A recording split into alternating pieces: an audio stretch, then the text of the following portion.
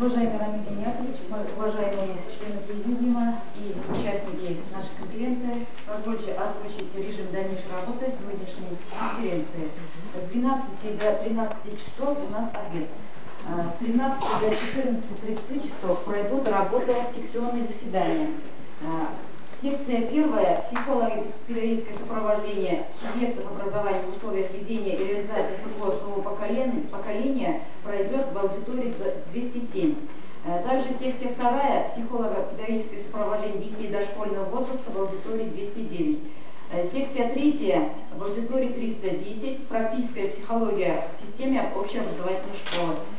Секция четвертая «Проблема социализации личности в современных социально-экономических условиях» пройдет в аудитории 314.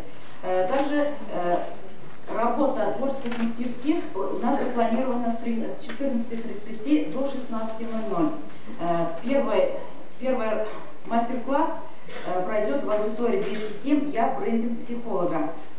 Второй мастер-класс по семейной психотерапии в 209 аудитории пройдет. В спортзале пройдет мероприятие, мастер-класс по танцевальной терапии. В аудитории 310 пройдет такой мастер-класс, как подготовка юношей к службе в армии в условиях СОЖ как государственная задача.